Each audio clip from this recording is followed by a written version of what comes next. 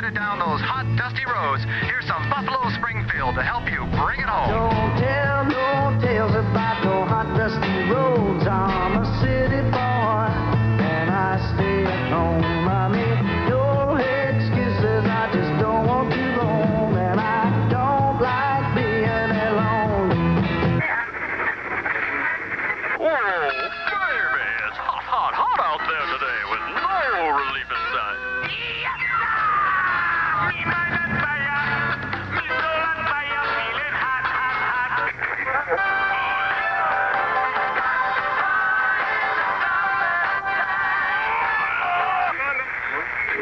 We'll return you to the classic sounds of Phoenix in just a moment. But first, friends, this warning, that the sunburn index is high today, so remember that sunblock and drink plenty of fluids.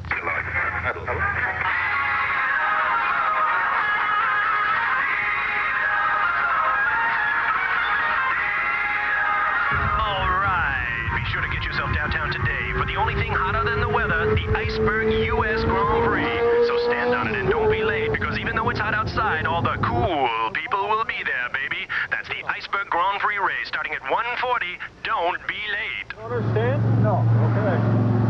Sign this ticket right here.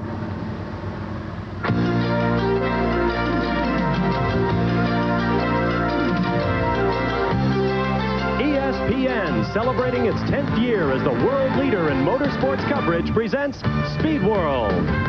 Phoenix, Arizona, crown jewel in the Valley of the Sun, where it's clear more than 300 days of the year, and never more so than today for the inaugural running of the Formula One Iceberg United States Grand Prix. It is 100 degrees air temperature here in Phoenix, and the track is 155 degrees Fahrenheit. But of course, out here in Arizona, it's a dry heat. Hello, everyone. I'm Bob Varsha, proud to welcome you to our exclusive ESPN live coverage of what promises to be a very exciting afternoon of auto racing. There will be no international feeds today, just our own ESPN cameras bringing you Formula One motorsports the way we think you'd like to see them. For you and more than 200 million viewers in 81 countries around the world, including Australia, where they're hearing our words as well as seeing our pictures, so a special good day to all of our friends down under. 4 months ago, when it was announced that Phoenix would host the USGP, everybody said, no way, 4 months isn't enough time to get ready. But here we are today, ready for the start of the US Grand Prix, and what the 26 Formula One drivers are facing is a 2.36-mile course that is very challenging. For more on that, let's meet our regular ESPN Formula One analyst once again, David Hobbs. David? Well, Bob, street circuits do present many challenges of their own, not the least of which is poor visibility. Every one of these corners is blind to these drivers because of the close proximity of the concrete walls both sides, and in fact, to start with, it's sometimes even hard to find these corners, let alone aim the car through it. City streets require to be crowned for rain runoff. This, of course, means that most of these corners have an adverse camber on exit, and this, plus the normal residue from everyday driving, makes the track extremely slick. With no possibility of pre-race testing, a very steep learning curve commenced here on Friday morning. And we had over 50 incidents and spins during Friday and Saturday practice and qualifying. It even caught out such luminaries as Derek Warwick, who backed into the wall, and even the professor himself. Yep, Alan Prost spun 3 times over the weekend, more than he would normally do in an entire year. Another thing this circuit does, being relatively short, relatively simple, it does play into our hands with one little bit of an advantage. And with that, more from John Bisignano in the pits. John? Well, David, I think the advantage is really to the viewers. This is the tightest Formula One grid I've ever seen. 23 cars are separated by only 2 seconds. What that means is the last man on this grid is only 2 seconds slower than Nigel Mansell in his Ferrari, way up in 4th qualifying position. With that tight running, it takes a great amount of concentration on the part of the drivers to miss the walls and miss one another. It's very warm. That heat also interferes with their concentration. For more from that, here's Marty Reed.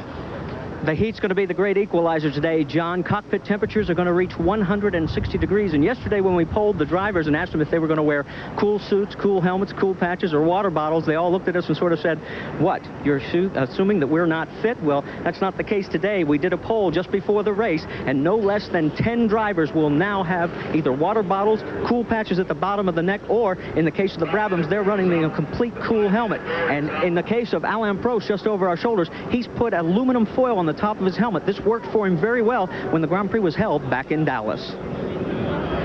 Now, we'll be keeping track of that tire situation. Recall Mexico a week ago where Alain Prost chose to mix hard and soft compounds, made a mistake, blistered his tires, went backward through the field to 5th place, while Ayrton Senna made not a single stop on his way to victory lane. ESPN Speed World coverage of the Iceberg United States Grand Prix is brought to you by Audi. Conform to the road, not the rules. Audi, the alternate route. By Mobil 1 Synthetic Motor Oil. Mobil 1, is it your car worth the extra protection? And by Olympus, makers of 35mm cameras and video. We'll be back to set the starting grid for the upcoming United States Grand Prix and give you a closer look at the road course they'll be battling on when we return to Phoenix after this.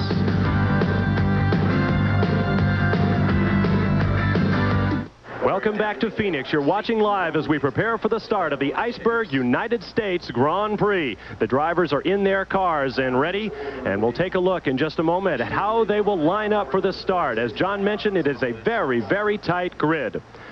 On the pole for the 5th time this year, the 8th in a row and record 34th of his career, from Brazil, the defending world champion Ayrton Senna in the McLaren Honda. He has a fat 1.5-second margin over the man to the outside, his teammate from France, the 2-time former world champion Alain Prost, also in a McLaren.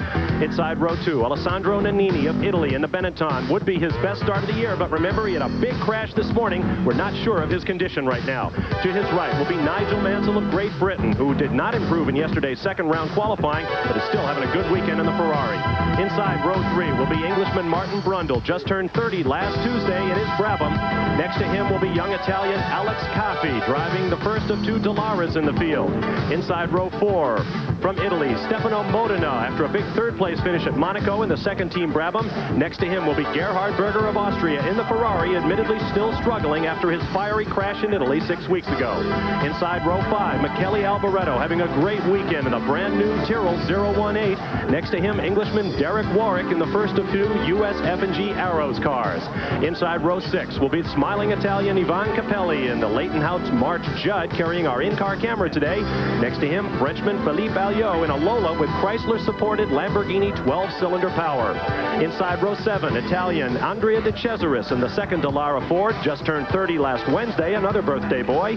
Next to him will be Ricardo Patrese, coming off a big 2nd place at Mexico a week ago in the Williams Renault. Inside row 8, Italy's Pierluigi Martini in the improving Minardi team. Next to him, Terry Boutsen of Belgium, having an admittedly grumpy weekend in the Williams Renault. Inside row 9, Eddie Cheever, Phoenix-born and the big star of the media here over this weekend in the second Arrows car. Next to him, Mauricio Gugelmin of Brazil, our second in-car camera aboard the March Judd. Row 10 will be Stefan Johansson of Sweden, making his 2nd start of the year in the Onyx Ford, next to Luis Sala of Spain in the second team Minardi car. Row 11 will be Dr. Jonathan Palmer of Great Britain in the second team Tyrrell machine, next to Nelson Piquet, the 3-time world champion from Brazil, in the 400th GP start for the Lotus team. Inside row 12 will be Piquet's Japanese teammate Satoru Nakajima, next to Gabriele Tarquini. That's right, Tarquini. We've been mispronouncing his name all year. That Italian driving for the AGS team. And the final row, 13, will be Johnny Herbert, the 24-year-old sensation from Great Britain in the Benetton Ford. Next to him, Germany's Christian Danner in a Real with Ford power. Coming up, 81 laps of this smooth, wide, and fast Phoenix street circuit. For a closer look, we'll climb aboard our in-car, and here's David to narrate. Phoenix, Arizona, town of sunshine and heat, set in the southwest corner of the United States, and for today, a Grand Prix racing venue on this 14-turn course set right in the heart of downtown Phoenix. Let's go for a lap with Ivan Capella yesterday afternoon in practice. Right here, he's at about 160 miles an hour on Jefferson Street as he puts his brakes on for turn 1, makes a nice apex right up there close to the wall and takes 2nd gear. Stays in 2nd gear as he goes onto 1st Street, onto Madison briefly, another left-hander as he goes onto 2nd Street, stays in the same gear all through this complex. The sharpest turn on this course, back onto Jefferson, a bit of a sweeper here, they don't count this as a turn though. Goes up to the gearbox.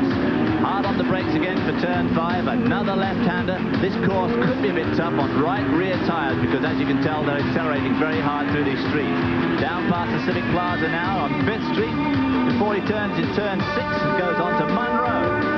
Up and down through the gearbox today like a one-armed paper hanger in a gale. These guys are going to have a very, very busy and hot afternoon. Down 3rd Street, under the bridge bit of break up there from the in-car camera. Turns right onto Washington, now coming to the second fastest straight on this raceway. He'll get up to about 148, 150 miles an hour down here. Just look at those white lines whistle by. Good job there's no cops wandering around this afternoon. A very difficult corner, this turn 9. You can't see it coming. You have to use that building there with the columns as a marking point. The racetrack broke up there on Thursday in some unofficial practice, but they seem to patch it for today's race. Another little complex here. Very, very lot of gear shift here, about 35 shifts a lap most of these guys will be doing. The Ferrari, of course, will be doing more, as they've got 7 speeds to play with. Turns right, back onto Washington again, very, very briefly. Now we have the most difficult corner here. Apex there, swings wide, stays in the same gear. Another Apex as he comes back onto Jefferson, the main front straight, and accelerates right up to the gearbox into 6th gear as Ivan Capelli completes a lap of practice yesterday afternoon for today's Grand Prix. You're looking from high overhead down onto the street course just to the right of all the tall buildings, the 2.36-mile Phoenix street course that a lot of folks said would never get put together in time for this race. The cars, as you see, are out there making a very slow reconnaissance lap at this point. Let's take a look now at our pick 6, and we'll give Marty Reed the opportunity to show how much he knows about Formula One. Remember, 1 point for getting a driver in the top 6, 2 points if you get him in his proper position. David, why don't you lead off? Okay, well, you've obviously got to choose Senna for the win here. Nigel Mansell, I hope, will get over his gearbox reliability problems come second. Alan Prost not having a good weekend, but he's bound to be right up there. Alboreto, Warwick and Brundle all having very good weekends so far, and I expect to see them all in the points. I think you show remarkable insight, my friend. I see it Senna, Mansell, Prost. I'll move Warwick up to 4th position, followed by Brundle and Alboreto. Now let's go down to the pits and hear from John. Is going to win this USA Grand Prix. After that will be Alboreto. Prost, I have him as 3rd. Warwick, he has been running very well. Let's see him come in 4th. Martin Brundle on the Brabham and on the Pirelli tires 5th. And I've got to go with Eddie Cheever, the only American in this race. He's ready to score a point in the 6th place. Martin, welcome to pick 6. Well, just to show you it's not my first time at the beach, until he's beaten, I got to go with Senna also. But surprisingly, I can't support Mansell or Berger. I don't think the Ferraris are going to make it. Prost, Brundle, Alboreto, Warwick, and my sleeper, Riccardo Patrese. Thank you, gentlemen. Right now, David is leading in the standings, followed by John and myself. There you see the scores. 12 for Hobbs, 11 for Visignano, 9 for Varsha. Marty can catch me in one day, although I don't plan to see it. Only 7 drivers nominated for our pick 6.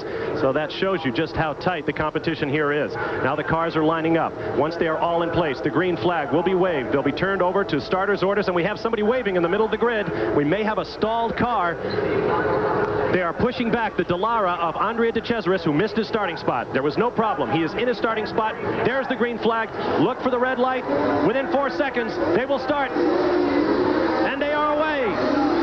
The field is away. Black strips of rubber up and down Jefferson Street in Phoenix. And it looks like Senna has chopped across the bow of his teammate. No, make that Prost in the lead. He's got a sharp right-hand turn coming up. Senna takes it back. That's Senna. You just can't give him an inch. Alan Prost did everything he could to hold him out. Moved across into turn 1, but it was to no avail. Senna stole the lead and watched for him to drive off. There's the 2 Bradleys well. And it looks like a clean start, which is more than I anticipated. I thought we were going to have some mechanical carnage out here. Tightest turn on the racetrack. They've just navigated now a fast left-hand sweeper on Jefferson Street. Left hand in front of the Civic Plaza, and they'll drive all the way around the block. Up 5th Street to Monroe, where they'll make a left turn. Ayrton Senna is your leader. In 2nd place is Prost. Nannini in 3rd, despite his injuries. Looks like Mansell in the Ferrari is 4th, followed by teammate Berger in 5th. And then come the 2 Brabhams. I can't make out. Looks like Brundle first, followed by teammate Modena. Gerhard Berger must have made an absolute flyer there, because he qualified down the grid just a little bit, but he managed to make another of his absolutely superb starts and threaded in there right behind his teammate, Nigel Mansell. I made a mistake. That's not a Ferrari. There's a Dallara back there running in the 4th or 5th position. I can't make out the driver just yet. There you see, it is Caffey, who is being passed by Brundle, who lights up with brakes, and he misses the turn.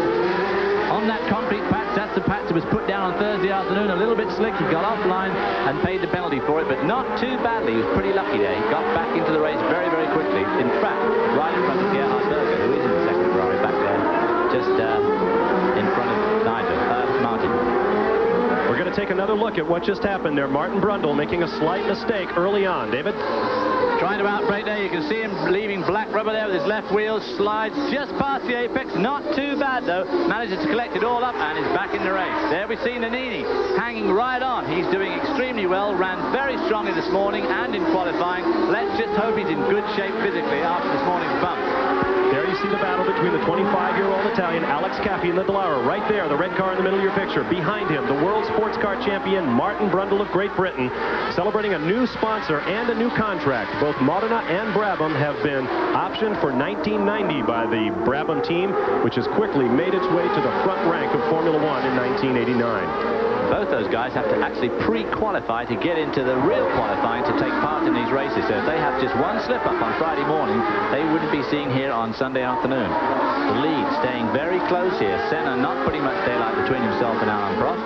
But of course, that's not unusual. He does tend to take it very coolly at the beginning, even though he made a very daring move into that turn one. Caffey, Modena, Brundle, and Gabriele Tarquini were the 4 drivers who advanced from Friday morning at 8 o'clock in the pre-qualifying session to enter the general session of 30 cars. From those, 4 cars were eliminated to get to the field of 26 that you see racing now. There's the battle continuing between Caffey and Brundle. In close association there is, that is Modena now. That is the number 8 Brabham. That is Stefano Modena right there. And it is Brundle who is watching from the next position. Well, Brundle, of course, slipped back there on that braking incident on turn 1, which allowed his teammate Modena to get by him. And, of course, now these 2 young Italians, 2 of the youngest drivers in the race, absolutely duking it out there for a high position in this, the first Phoenix Grand Prix. And look at how tightly bunched the cars are. Even using the long lens and looking up the front straightaway on Jefferson Street. As John mentioned, it was an incredibly tight qualifying session. And right now, we're seeing the results of that. Nobody is backing off here in the early stages of the United States Formula One Grand Prix. There is Caffey, who has had his points reinstated, by the way. You may recall from our Imola coverage that Caffey and Terry Boutsen and the Williams were disqualified for changing tires and starting from the pit lane following the big accident suffered by Gerhard Berger. But after all of the rule books had been shuffled and all the juries had been assembled, Boutsen and Caffey were given back their points and have climbed back into the competition for the World Championship. Field here maintaining very, very close contact. There's Michele Albretto.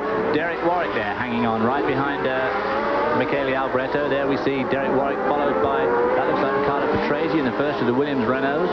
And behind him is one of the marchers. That's Capelli, I suspect. Yes, it is Capelli. Derek Warwick, presently shown in 11th place on the racetrack, followed, you're right, David, by Patrese in the 12th spot. Now recall, there's 2 of every car in this race, and they do get a little bit hard to identify. Virtually the only way you can do it is by checking out the color of the driver's helmets. Both arrows in that picture, Derek Warwick, Patrese, Capelli, and then right behind him is, in fact, Eddie Cheever. The lone, there he is, Eddie Cheever just coming to picture, and behind him, that must be Johnny Herbert in the second Benetton car. So running very well, because he started right on the back row. Some of those slower qualifiers moving quickly through the field as we watch Derek Warwick. We mentioned that tires are expected to be a story here at Phoenix. For more on that, let's go to John. We talked to Lee Gogg, who's the managing director of Goodyear International Motorsports. And for the first time I can remember, the teams are not following his total advice. Senna has gone out on a B and a C compound, the B on the right side of the car, the C's on the left. Now the B's are harder. They can go longer, but they don't have the grip. Prost is on the hard B's all the way around. Benetton's on B's, Williams are on B's, Tyrrell's are on B's. Everyone else on the Goodyears are using the C's. Now what Lee Gogg wanted everyone to do was go a little bit slower, let the traffic slow down the tires, and therefore make the C's last. But right now there's some boys out there on hard B's, and they're going to be slipping and sliding, and hopefully the C's will maintain that grip and let the V8s mostly go and run with the V10s and the V12s. A very interesting tire situation down here. Well, it's hard to fault Ayrton Senna's tire selection. He went with a combination of B's and C's in Mexico a week ago, and it worked for him all the way to victory lane. We've got a spin. That's Tarquini in the AGS. Has got himself pointed into the barrier. Looks like, oh, it is a Lola. It's not a totally black car. It's one of the Lolas. That must be Felipe Alio in the 12-cylinder Lamborghini. I don't recall that he started without the engine cover on the back, but it looks like he certainly doesn't have it right now. Well, that could have been an anti-heating device, of course, for this track today. They may have had an overheating problem, but we don't know about it. Here we're going to see a replay right now. Keep watching the left of your screen. There he goes, right at the center of your screen, coming around. Looks like he just lost it under braking, David. Yeah, that's the favorite thing on these street circuits, because A, you have to brake extremely hard, and B, the surface, as I already said in the track description, is very, very slick. And if you just turn in and try to turn on brakes, that's the sort of thing that happens to you. And evidently he has lost the power and is stuck there for right now. We're going to take this opportunity to take a quick break. We'll be right back. Senna, Prost, Nannini, Mansell, and Caffey, your leaders. the streets of Phoenix, Arizona. You're watching live, and our leader, Ayrton Senna, who has opened up a big gap over his McLaren teammate, Alain Prost. Boy, we've seen this before this year. There's Senna at the front of your picture. You see the interval back to Prost, and behind them, the third-place car of Nigel Mansell, the Ferrari. Behind him, Alex Caffey, having a terrific race in the Dallara. The cars will proceed out of your picture, and we'll pick up the racing going on farther back. There is Caffey, still being hounded by young Stefano Modena, who lives in the town of Modena, Italy, which, of course, is associated among race fans everywhere with the name Ferrari. Modena, in fact, once harbored a dream of driving for Ferrari, but right now he's with the resurgent Bravo team and doing very well, thank you. He's already got a third this year at Monaco, so he is not out of place on a street circuit. Behind him is Martin Brundle, his teammate, in the second Bravo. The Bravos do seem to do well on these street circuits. Part of their success, I feel sure, is down to their tyres. The Pirelli seem to operate well on these short, sharp straights with their tight, slow corners. They don't seem to operate quite so well yet on the fast open street circuit, so they won't be looking forward to their return to Europe when they go to places like Hockenheim and, of course, Silverstone and Paul Ricard.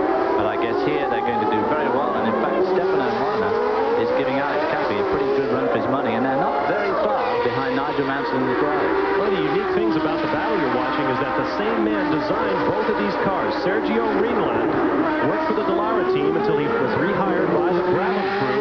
He designed both the Dallara and the Brabham, so you're watching two of his creations going at it here on the streets of Phoenix. Well, he seems to have got his sums right, doesn't he?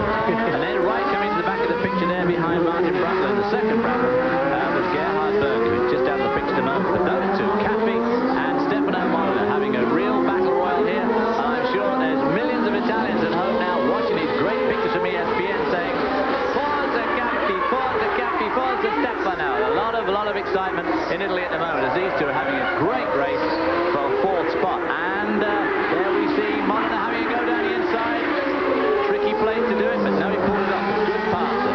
At the end of the long front straightaway on Jefferson Street, Stefano Modena takes the position from Alex Caffey. So put Modena up into fourth and drop Caffey down to fifth.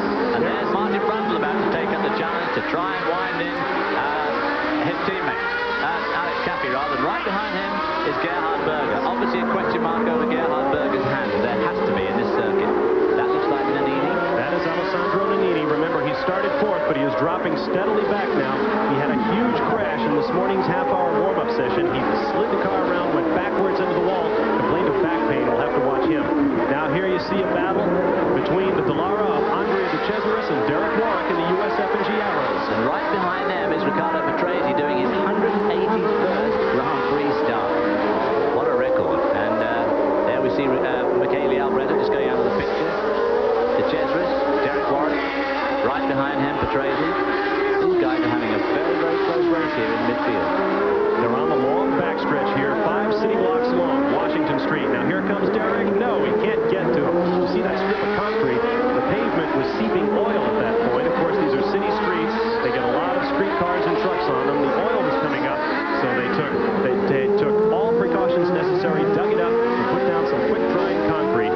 Just an example of how the Phoenix Race Committee has done their best to make this a superb U.S. Grand Prix. Here we come to the corner of the stars. This is where everybody had a spin in the practice at least one time. Derek caused a bit of damage there to his car, but in fact may have stopped himself from being higher up on the grid, which right now he could probably have enjoyed being. Derek is going down the back straight there, down the front straight here, trying to draft De Cesaris. David, can they draft like a NASCAR race might offer? Well, they can normally, but these straights here are just a tad short. So these cars are accelerating hard all the way down these straightaways. So if you've got just a little bit more horsepower and you're the car in front, it's hard for the guy in front. The toe helps. It does get towed along to a certain extent, but there's not enough terminal velocity to really make a good draft. But just not long. There we see that. And there's Stefan Johansson at the back there. Steve Johnson, as you called him last week. Having a go, there's Patrese in the Renault engine Williams, going quite well this afternoon. Both him and his teammate Thierry Vincent had a really dodgy weekend. Haven't had much luck at all here. Behind him is Ivan Capelli in the first of the marches there. The new Jazz V8, narrow angle, V, different heads, different everything in fact. But not yet being able to put it to really good use because they've had too many chassis problems. Looks like Derek's going to have another go here. He will try Derek wanting to get... good contact.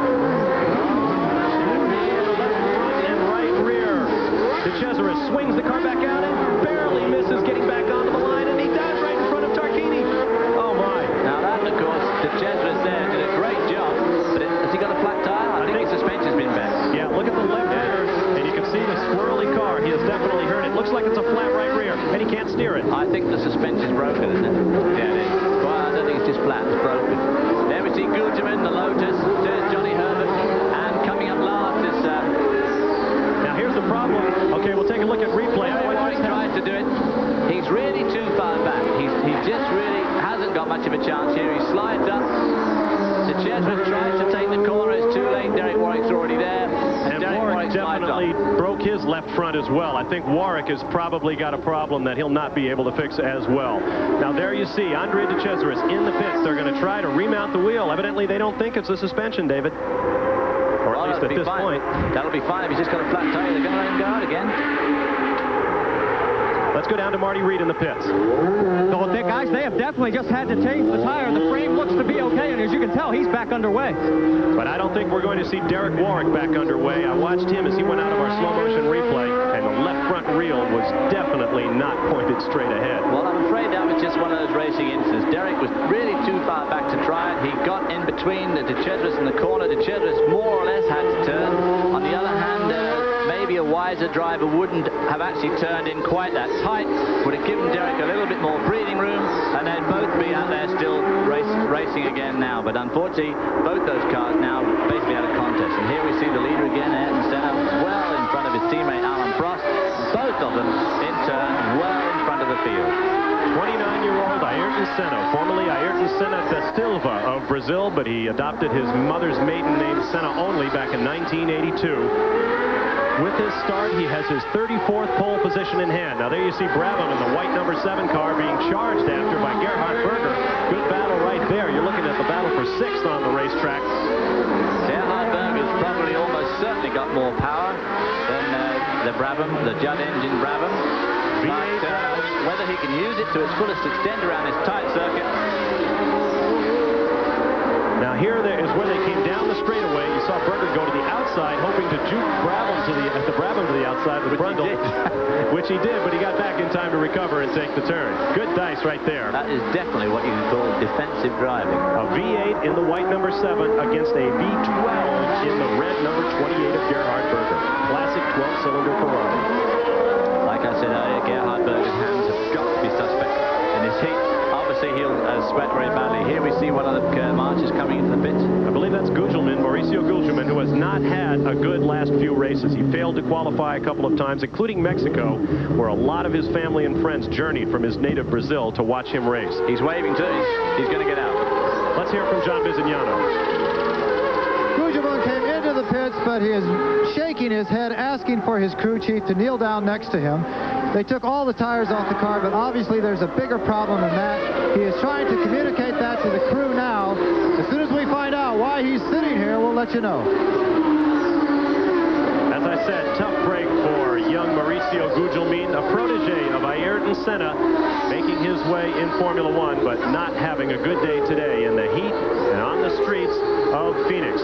Plenty of live racing coming your way in this inaugural running of the United States Grand Prix at Phoenix, and we'll be back after this. 27 laps complete at the Iceberg United States Formula One Grand Prix, and there is your leader, Ayrton Senna, who was slowing down to about 137 per lap, which is 7 seconds off his qualifying time. He just ran his last lap at 135, so we're going to have to keep an eye as you see him get a little bit tail happy there, pulling onto the back straight, and see if there, in fact, is something not wrong with Ayrton Senna's car. We think he may have a misfire. Our course workers out around the race course say they think that V10 Honda may be a little bit off song. We'll have to keep track of that. Well, we'll have to wait till he comes past the booth. He certainly doesn't seem to be going too badly at the moment. As he winds his way through the streets, he must like street races. Of course, he won the last 3 races through the streets of Detroit in different types of car with different types of engines, so he does seem to like it. Yep, it's misfiring badly at this point. The thing was absolutely spitting as it came by, so we might prepare for a pit stop for Ayrton Senna, who you just saw there flip a hand out. I think he was taking a tear off of his visor to clear his vision. So it's one thing that these McLaren, Marlboro McLaren Hondas, of course, have been so notable for is their incredible reliability. The Honda engine in particular over the last 3 years, the last 2 years of turbo formula, and this first year of non-turbo have been so unbelievably reliable. There goes Gabriele Tarquini in the AGS, and there is Alain Prost, who you can see is beginning to make up some time on his teammate. The car in the middle, the red and white with Marlboro colors, is Alain Prost. Now at Monaco, despite the fact that he won, Ayrton Senna lost the first 2 gears in his car, and he said one of his biggest troubles in the last 20 laps or so was to drive so that his teammate in second place would not know that he was in trouble. That is the competition between those 2 drivers. So Prost will no doubt be looking this time. If there is any problem whatsoever on his teammate's car, he is going to be looking for it. Well, we know there is a problem as turns down to the downtown there, misfiring all his way around. It'll be interesting to see if he comes into the pits or if he's going to try and brazen it out.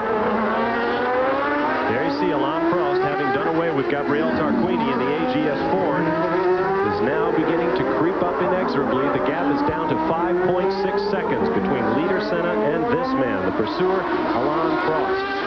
The Honda engineers, the ones that put the engines together for these cars, cornered me this weekend and said they'd like to correct something that was said in an earlier broadcast to the effect that Honda's engineers back in Tokyo are watching the engine output, the computer output on these engines, and controlling what happens in the race from Tokyo. They said, no, that doesn't happen at all. All the information is monitored right here at the racetrack, and then it gets sent to Tokyo. I mentioned the competition between these guys, and it certainly is that. We asked Prost if he is able to race equally with teammate Senna. I have a lot of problems. I mean, it's quite difficult to race like this because, first of all, I have an engine problem. I don't know why, but the engine looks to work much less good in my car, and the fuel consumption is much better, a lot better in my car. That could explain the difference in horsepower sometimes. Like Mexico, when I'm behind him in the straight, it's absolutely impossible to stay behind him. And when he's behind, he overtakes me like hell. So I was a bit worried, and it's quite difficult to race like this because you always think in your mind that you can't compete equally. There you see the Ferrari of Nigel Mansell now rolling onto pit road. He's got a problem. There you see the Real team who is pushing him down to his teammates with the A-Zip on the back of their shirts. Let's get down to Marty Reed and see if we can find out what's happening. Well, he's just getting ready to pass my position. Of course, there is no fire in the motor. In fact, the team had to go down and get him. He's rolling towards John Bizignano. John? 4 mechanics had to run down, and actually Nigel Mansell says don't even bother putting it in the air. This car is absolutely finished. The man has been running up front in every Grand Prix all year long. He's been totally frustrated with the automatic gearbox, and we know exactly what's wrong this time. We'll get back to you. In fact, that semi-automatic, electrically actuated 7-speed Ferrari gearbox has been a problem for them this year. Designed by Englishman John Barnard, who heads up the team, and he is a controversial leader in that effort. He is actually the technical director, and he does his work in Britain, and that to the dismay of Ferrari purists who think that the car should be conceived as well as built in Italy. Well, of course, we don't know that it's a gearbox yet. We're just assuming it is. It could be the engine. But I tell you what is amazing. Ayrton Senna went past here on the lap that we were seeing Nigel Mansell being pushed into the pits, and his engine is not misfiring. So that leads you to conclude, I wonder if this terrific heat here in Phoenix is causing some sort of an airlock problem in the fuel. Is the fuel vaporizing in the system somewhere and causing an intermittent misfire? Well, it's not unlikely on the Honda cars. Rumor has it that the engineers preheat the fuel before it goes into the cylinders for better atomizing. Could be a problem in the heat of Phoenix. We'll be right back. We hope you're enjoying today's exclusive ESPN live coverage of the FIA Iceberg Formula One United States Grand Prix from Phoenix, Arizona. Today's Speed World coverage is brought to you by Acura Legend and Integra. Precision-crafted performance exclusively at your Acura dealer. And by Busch Beer, the beer with a taste as smooth as its name.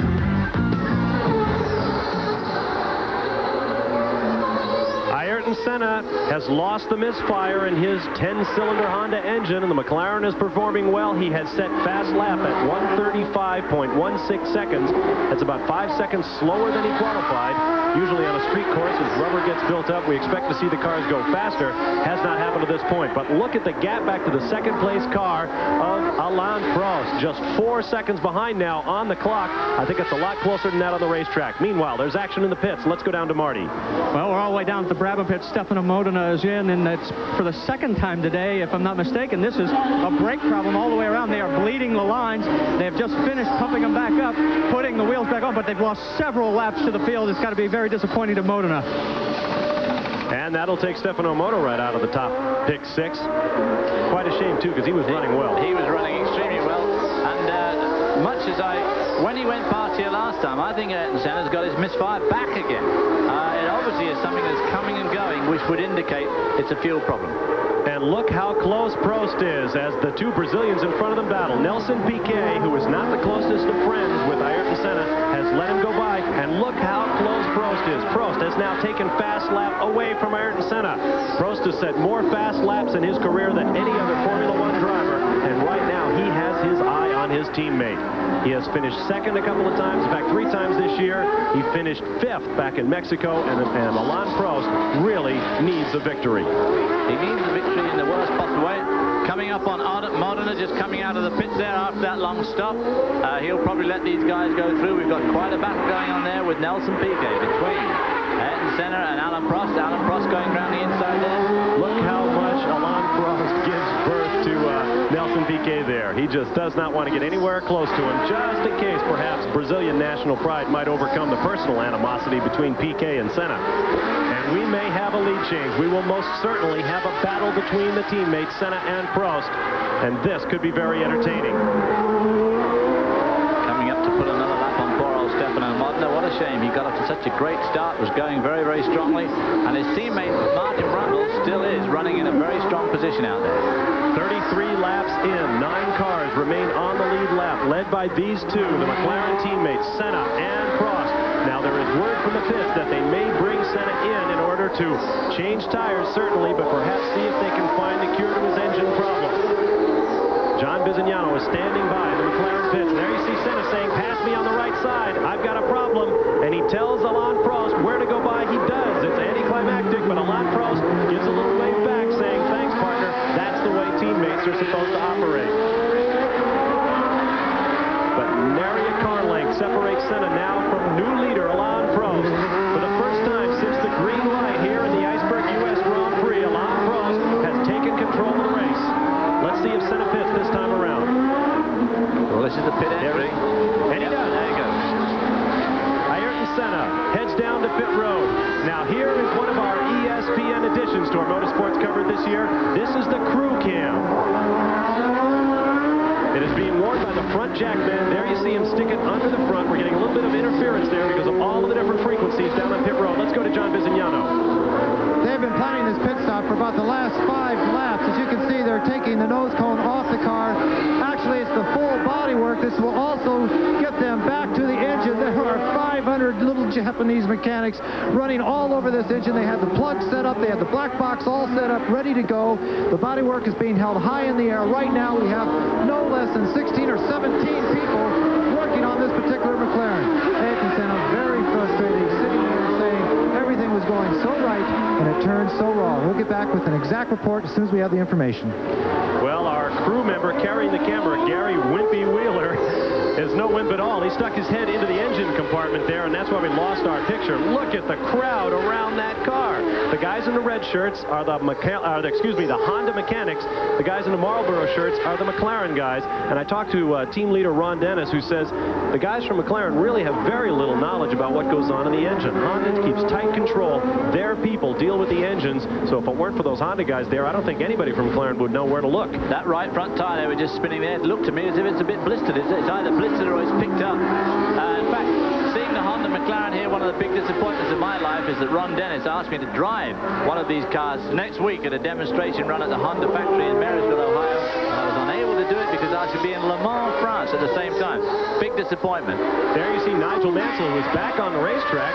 Whatever problem he had, They have got it solved on the Ferrari, so we've got drama all around the racetrack here. Senna has just gone a lap down, and that will be virtually impossible to make up. Although, count on Senna to try if there is any way that he can. Well, he's got an hour left, so he could possibly unlap himself of at least 2/3 or 3/4 of the car still running out there and put himself back on the lead lap and maybe get at least 1 point. Number 27, worn in the Ferrari camp by the late Gilles Villeneuve, still revered among Ferrari fans, the Tifosi around the world, now being held by flashing Englishman Nigel Mansell. Now there you see the engine cover coming back down on Ayrton Senna's McLaren. Will he come back out? It doesn't look as though they've changed those tires, and David, I agree with you. There's either some rubbish been picked up or he's got a blistered right front. It could be that those last 2 or 3 slow laps picked it up. Let's go back down to John Visignano.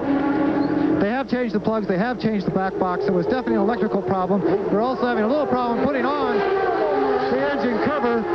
And the question on the front tires, they were not chunked. They were not blistered. They had picked up one heck of a lot of rubber. And so Ayrton Senna back on the racetrack, and you can tell by the way he left that he's going to try to make up some time in a big hurry. We'll be watching our fast lap monitors, and we'll tell you what happens when we come back. We're going to break away quickly, but you won't miss anything. You're watching live the Iceberg Formula One Grand Prix from Phoenix.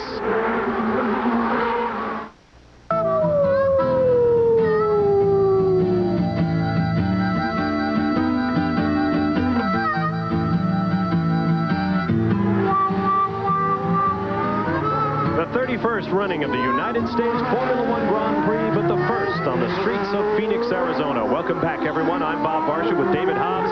Marty Reed and John Visignano are on pit road, and this man, Alain Prost of France, is leading a Formula One Grand Prix for the first time since the very first event of the year in Rio de Janeiro. Leading it from, if I'm not mistaken, Alex Cappy. Cappy up to second with Ayrton Senna's trip to the pits to replace spark plugs and get an electrical problem solved. Third place is Gerhard Berger in the Ferrari, and boy, is he a surprise guy right now.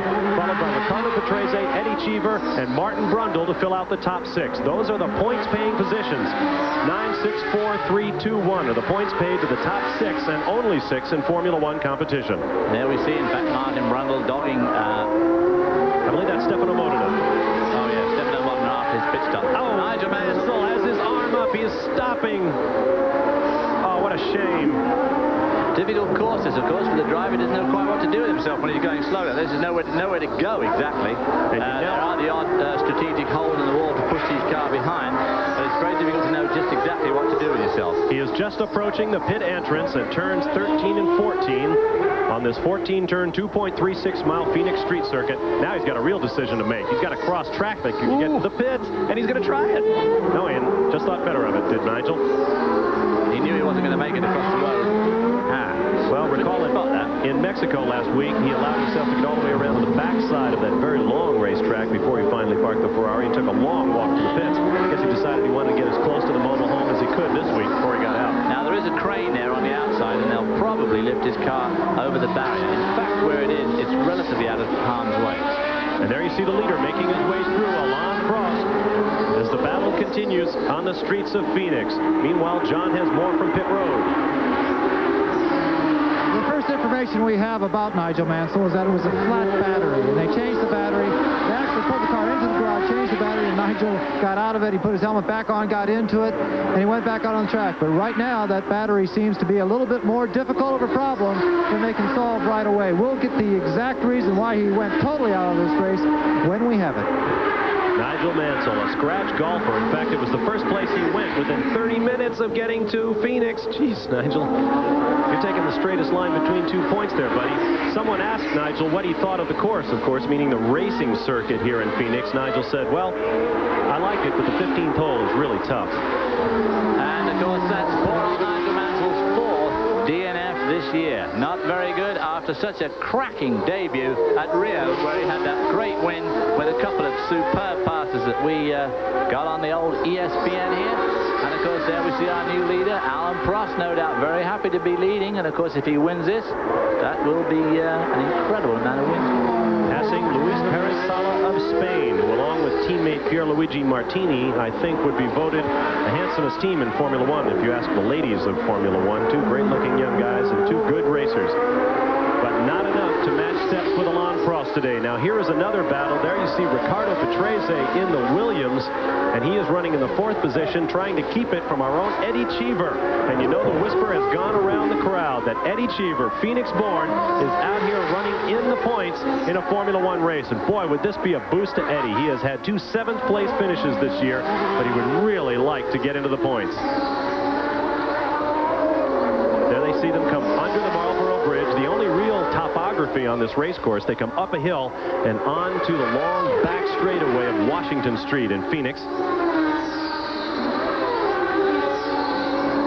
Although Eddie Cheever is the only American in Formula One, he is not the only Arizona resident who is a big star in Formula One. ESPN's Formula One associate producer, Doug Blackman, who drove that nice 57 Chevy in the open of our program, lives just up the road in Tucson, and he is no doubt grinning from ear to ear in the truck right now. Yellow flags waving there. Of course, that's for the parked Ferrari of Nigel Mansell just around the corner. But as I said, it's really pretty well out of harm's way there and shouldn't be a problem for these guys. And once they've been around a couple of times, they know where it is. They won't have to bother. There we see Alain Prost coming up to put a lap on Eddie Cheever there in the picture. He was very, very closely following Ricardo Patrese. No, that's Ayrton Senna. Ayrton Senna making a charge to the field. Now, this is the sort of charge that should be absolutely electrifying. He'll probably turn in some incredibly quick lap as he winds everybody in. And he's got a lot of people to wind in if he wants to get back onto the lead lap and finish in the points. He's running at the moment in 14th spot. And his next intended victim is going to be Andrea de Cesaris, who's 1 lap down. Of course, de Cesaris, who got off to a great start today, but unfortunately had that tangle with Derek Warwick early on, which has now put him down to 13th spot. Otherwise, we could probably expect to see Warwick de Cesaris right up there at the front of this race. But of course, if pigs had wings, they'd fly. Eddie Cheever is one of the more self-effacing guys in Formula One, and he was a little bit taken aback, I think, by his recent notoriety in Phoenix. We asked if it would affect his approach to the race. I think when you're a racing car, it really doesn't make that much of a difference when you're actually driving it. But I mean, it does put your mind to focus on the fact that you have to do well during the weekend. Yes, I mean, I've had a pretty undramatical year up to this point. I've had 2 7th places, and this is as good an opportunity as anywhere to give it that little extra bit more. And right now, Eddie Cheever has the defending world champion right behind him, Ayrton Senna, who's probably got a pretty good head of steam up. We'll have to see how they negotiate. Here comes the turn 13-14 complex, the double apex turn where we saw most of the action this weekend. Everybody getting through cleanly. Oh! Eddie Cheever went round there very well, and in fact put a bit of daylight between himself and Senna, who came whistling around. Stefano Motta has had a spin, or at least he's gone straight on somewhere up one of the escape roads. Coming back onto the track now. As the afternoon wears on, those tires get worn and the drivers get very hot and very tired. Just hope they can keep it between the concrete walls. This is not a place like Mexico or perhaps like Imola, Italy, where you've got grass on either side and a place to go off. If you go too far to the left or the right, you're going to hit something totally immovable. Modernist car's dropping something out the back there, smoking or leaving some fluid. And you can see the oil all over the front of Modna's white helmet. He definitely has a problem. Meanwhile, up front, Alain Prost is your leader, followed by Cappy Berger, Patrese, Cheever, and Brundle. More drama in the streets of Phoenix at the Iceberg U.S. Grand Prix. Ayrton Senna is back in the pits. Here's John. Ayrton Senna was shaking his head saying, "Give it up, folks. I'm getting out of this." They stuffed him back in the car, said, "You're not going anywhere." The same misfire was going on all the way down the pit lane. He's taking on a bit of water, but the McLaren boys, they once again are all over the engine. The Honda boys are all over this engine, trying to change plugs and the black box. A very disappointing USA Grand Prix for Ayrton Senna. Of course, the same time that Ayrton Senna came into the pits, Alex Caffey came in and lost that great 2nd spot. There you see Alain Prost, who is the leader and pulling away here in the streets of Phoenix. And if it's any comfort to Ayrton Senna, in all the years of the Formula One Grand Prix in the United States, only 4 men have won the race in the year of their world champion. Senna himself is one of them back in 1988. Before him in 1980, Alan Jones, when they ran up in Watkins Glen. In 1976, James Hunt. 1975, Niki Lauda. In 30 years, they are the only drivers to win the USGP in their championship years. Don't forget, from here we move on to the World World Championship Round 6 at Canada. The Molson Canadian Formula One Grand Prix coming up Sunday, June 18th. And our ESPN coverage will begin at 5 o'clock Eastern Time. If you want to go to the race in person, you can call the ticket hotline, area code 514-392-0000, or call Ticketron at area code 514-288-2525. Well, what a turn-up we've got now. We've got Gerhard Berger in second spot, but nearly a minute, 51.5 seconds behind Alan Prost. Behind him is Riccardo Patrese, moved up to third. Eddie Cheever is now fourth in front of the home crowd. Alex Caffey is fifth, but I suspect, in fact, he's further back than that.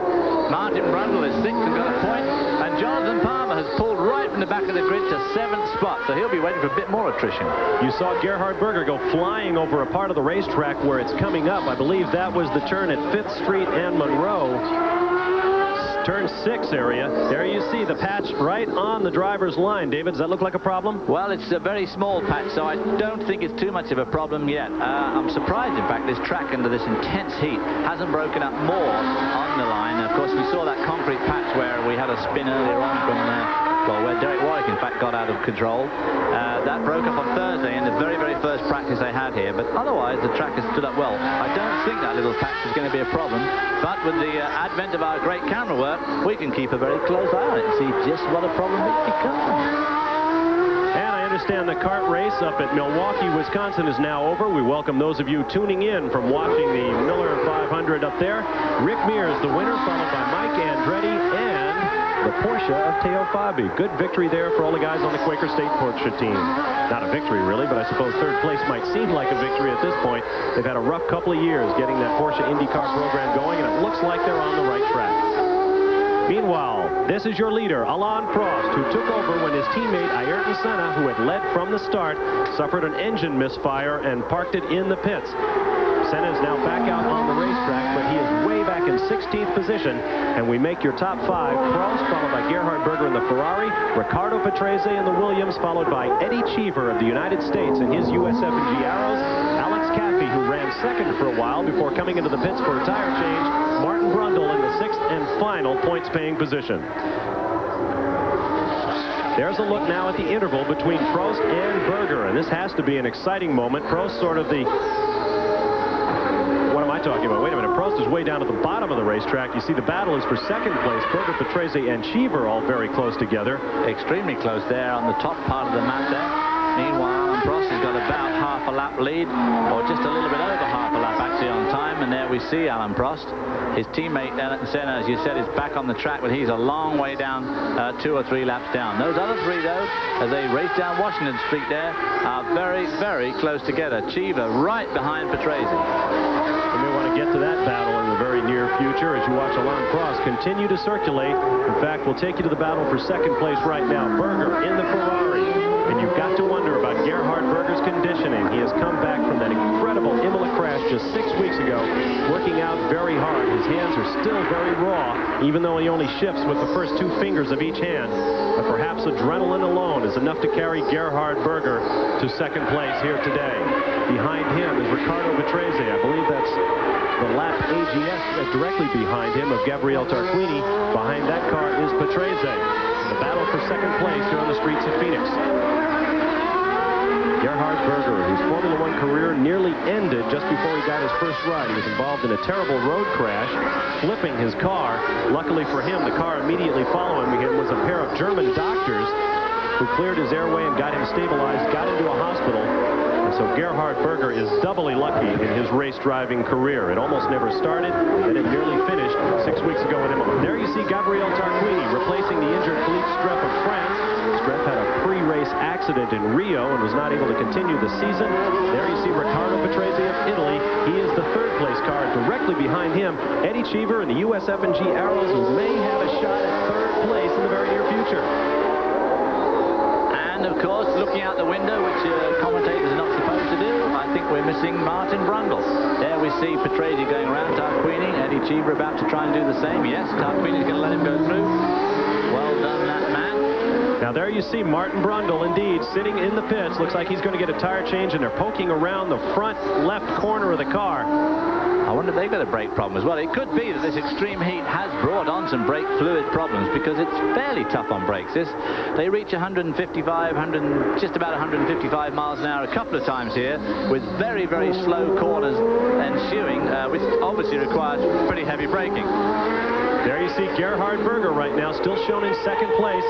And there is daylight between himself and Patrese. He is indeed pulling away. There is Ricardo Patrese running in third position. Behind him, Eddie Cheever has also dropped back just a bit.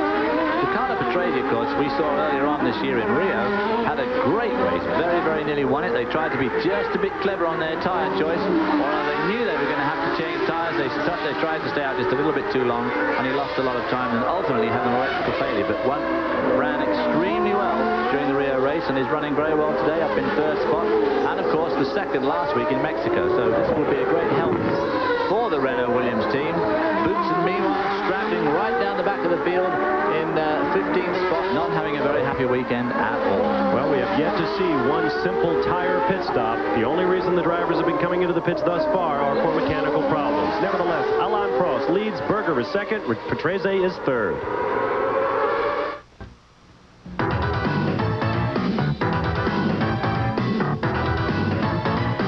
Track Facts are brought to you by USF&G Asset Management, a network to better manage money, people, property, and equipment. They're cleaning up the air in Formula One. And a latest example is this small vertical wing located just behind the front suspension of the Arrows A11. Its purpose is to channel the air around the chassis and actually deliver a cleaner air flow some 8 feet behind to the rear wing. This allows the engineers to actually use a smaller mass in building the rear wing that reduces drag and increases straight line speed. So in Formula One, as they clean up the air, they should lower lap time.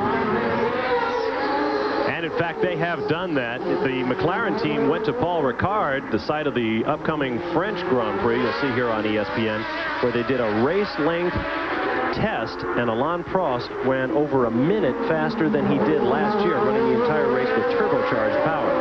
So obviously aerodynamics, the name of the game this year, because they're only getting about 600 horsepower from the normally aspirated engines, as opposed to the 800 and 900 horsepower they had with turbo cars.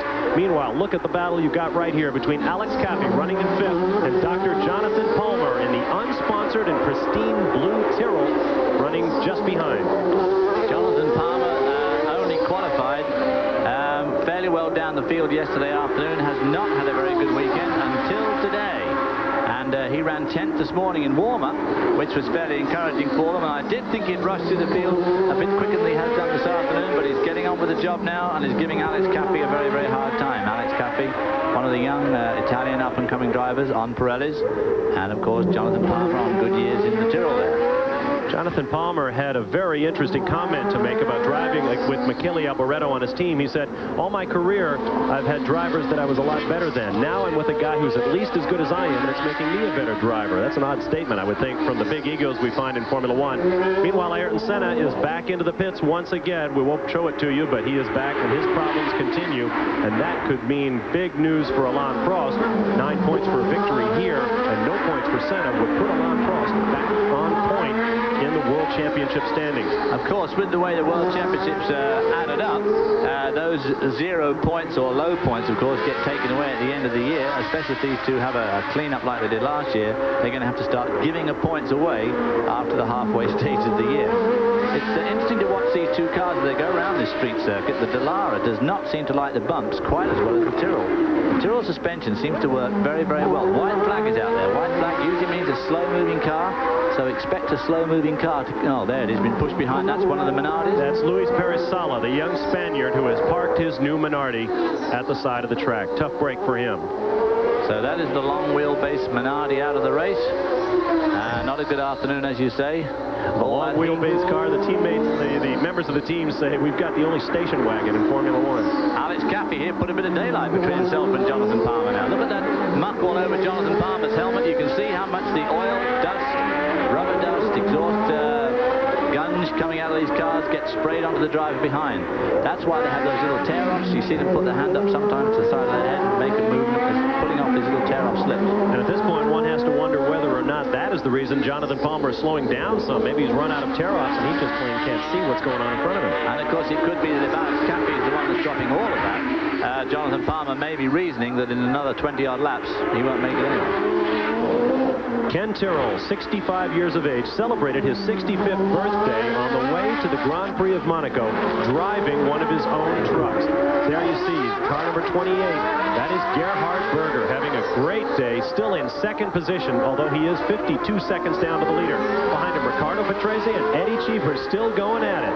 That is the battle for third place, really. Well, third place behind Berger, who is in second. But if these guys, I mean, there's Eddie Cheever within an absolute sniff of second spot in this race, which will no doubt be galvanizing him. And they have, in fact, closed up on Gerhard Berger, who had a much bigger lead than that just a few moments ago. True. Effectively, they're battling for second place. By the way, that battle between Cappy and Palmer were the last two cars on the lead lap. Only 6 cars, all 6 points getters in this race, if they stay healthy, are on the lead lap. Everybody else, at least 1 lap down.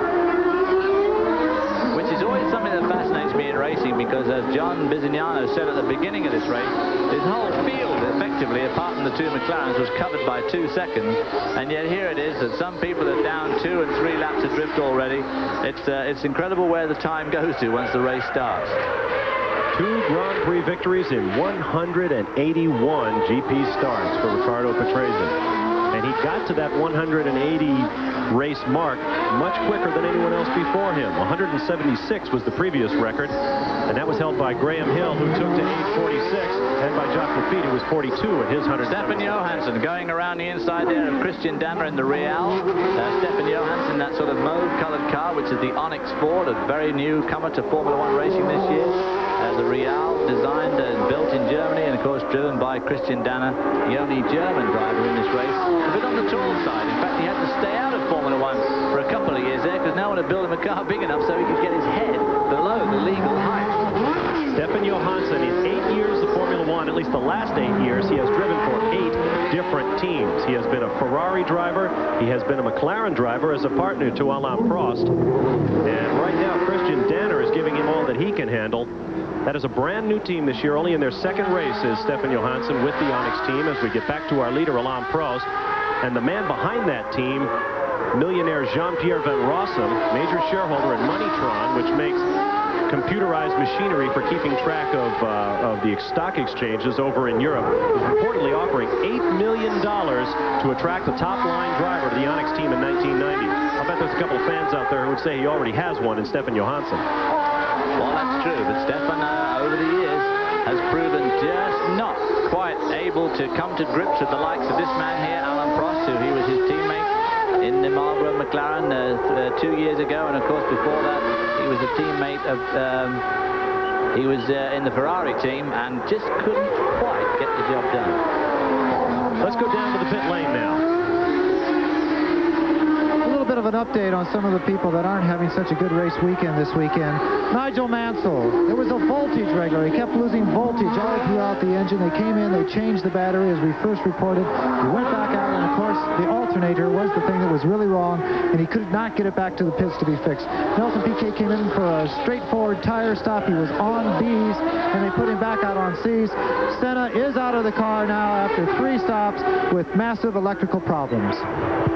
And there you see the car of Gerhard Berger making its way around. The last time by, Alain Prost was given the pit sign saying Senna out. And that is certainly a great relief, I'm sure, to Alain Prost. Now, Berger has dropped back a couple of positions. There was a battle, as you recall, but Patrese and Cheever have both gone by, and one has to wonder about Gerhard Berger's condition, both he and the race car. Maybe he's got the same voltage leak in his Ferrari that Nigel Mansell had in his. I can't imagine that his hands would have gone off that quickly. He was doing so well from a driving point of view, but now he is obviously slowed up a lot and has some sort of a car problem. We'll have to watch if Gerhard Berger will try to just hang it out, try to get the points, or if he'll pull onto pit road. There's the entrance. He goes right on by. Not going into pit road, and Patrese and Cheever are still locked in combat as Berger goes by our position here. Now back in 4th spot. The sun beginning to get low here at Phoenix. There's a glare on the streets and off the race cars, as you can see. Gerhard Berger makes his way around. Now, he's not swinging side to side on the racetrack and using up all of the track as he was earlier. He's keeping pretty much to a straight line between the corners, as you see. Now he gets onto the sweeping left-hander of Jefferson Street. And he'll make a left turn around the Civic Plaza and drive all the way around the block, making his way up the street. And there's a good look high overhead at the Goodyear Blimp Columbia, being captained today by Charles Russell out of Downey, California. That's the view he has. We're in the hands of a 15-year veteran. Alain Prost remains your leader. There's an interesting leaderboard in Formula One this year. We'll be right back. There you see the crippled machine that has ended the day for young Alex Cavi, the 25-year-old Italian who ran so well up to second at one point, but then he parked next to the wall. We'll take another look at what happened. There he is to the left. That's his teammate, De Cesaris, who pinched him off into the wall. Well, that's the second pinch of the afternoon for De Cesaris, so I suppose we can call him the pinch hitter of Formula One racing. He's one of those drivers who's always had a lot of criticism aimed at him, and there we see his teammate's car being lifted over, and that was one of those things that was, really speaking, pretty unnecessary to push that hard. And Andrea couldn't go too wide, mind you, because of those tires on the outside of the corner, but still and all.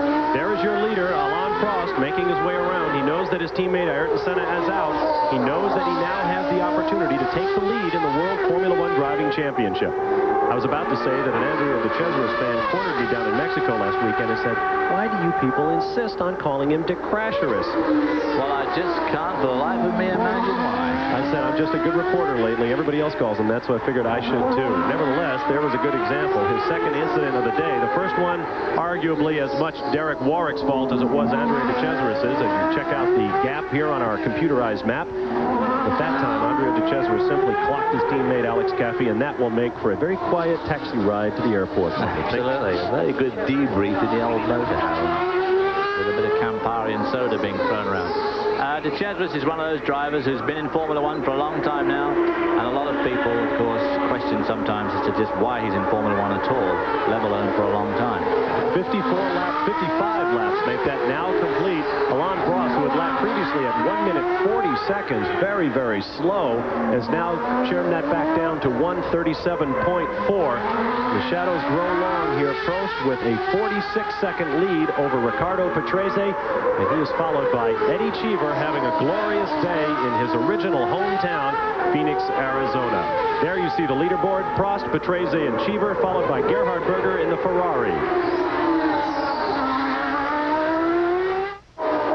2 weeks from now, our ESPN cameras will be in Canada for the next stop on the FIA World Championship Tour, the Molson Canadian Formula One Grand Prix, Sunday, June 18th. ESPN coverage beginning at 5 p.m. Eastern Time. And don't forget, if you want to attend the race, you can get tickets by calling area code 514-392-0000. That's the hotline number. Or you can call the Ticketron outlet at area code 514-288-2525. And in between, don't forget, we'll be bringing you live exclusive coverage in North America of the 24 Hours of Le Mans, auto racing's ultimate test of endurance, beginning Saturday, June 10th at 9:55 Eastern Time, live on ESPN. It'll be the first showdown between Mercedes and Jaguar since 1958. I remember that race from last year, and I hope you'll be with us once again this year. Should be a great race. Meanwhile, Alain Prost having things his way with a 43-second lead over Ricardo Patrese. Running third is Eddie Cheever, 2 seconds behind Patrese. Gerhard Berger running in the fourth position, 17 seconds behind Cheever. And there's young Eddie right now, and he still has a shot at second place. He certainly does. All it needs is a slightest slip from Ricardo Patrese, and he'll be right in there to second spot. And of course, if he was extremely lucky, Prost would drop out there. We see Johnny Herbert, the young British Lion, who's in fact losing ground to Christian Danner, even though Danner's car doesn't sound too good. It looks as if Johnny Herbert is not handling too well. And I've been watching Herbert's pit board, and he's losing about a second a lap to Christian Danner, and in De Cesaris is pulling up on him. Now, I think Gerhard Berger may have a problem back in the fourth position. He has been passed by everybody, and he's beginning to lose even further ground. Look at, he should have come around, and there he is. He's the second car in line. That's Andrea De Cesaris on the Dallara in front of him, I believe. Gerhard Berger has really had a fight on his hands just managing that Ferrari out there today, bouncing down Jefferson Street, the front straightaway here in Phoenix, and the right-hand turn.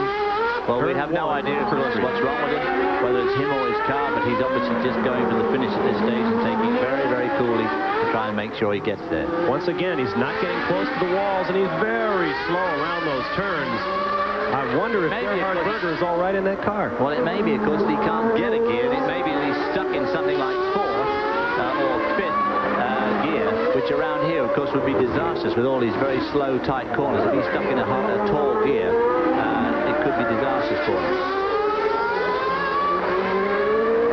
Of course, Gerhard Berger is lucky to be alive today. Recall the race at Imola earlier this year when he had a tremendous crash and fire. We'll take you back and remember when he went off the track, 170 miles an hour, the car pummeling the wall, and then the worst of all, fire as the car exploded in flames when the gas tank was punctured. After 20 seconds, he was pulled from the car, and we asked him how he's doing now. The skin is very thin.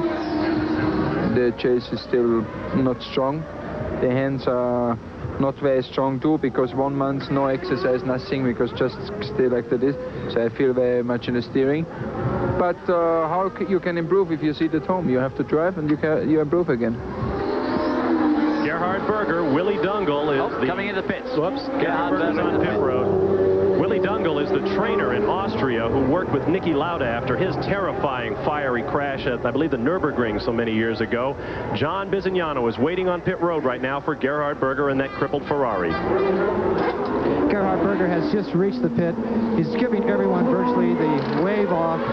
The Ferrari mechanics, they aren't really doing anything to the car. They're communicating through the radio. Gerhard now has taken off the steering wheel, both Ferraris out of the USA GP. And that will mean television's clicking off, certainly over in Italy, as the Ferraris have now dropped out of the race. About 200,000 fans left the track at Imola after both Ferraris dropped out there. Well, a disappointing day for Italy generally, because Mansell was going so strongly early on, as was Cafe and De Cesaris and Stefano Modena, all out of this race this afternoon. We knew it to be a race of high attrition. This type of circuit always does lead to complications because there's so much emphasis and so much strain put on particularly transmissions, drive shafts and this sort of thing. And of course the automatic, semi-automatic on the Ferrari being a bit suspect anyway, it would appear it's too much for it.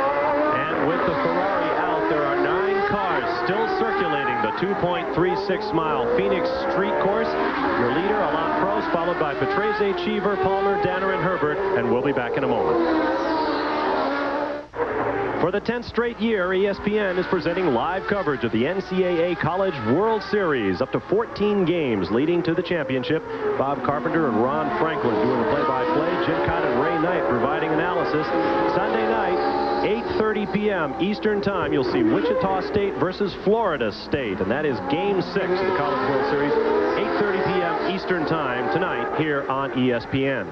Meanwhile, we have the Iceberg United States Grand Prix still to finish up, and it will finish up without running the entire 80 laps. There you see Gabriele Tarquini being shown the blue flag, meaning you've got a faster car behind you, so hold your position and let him get around you.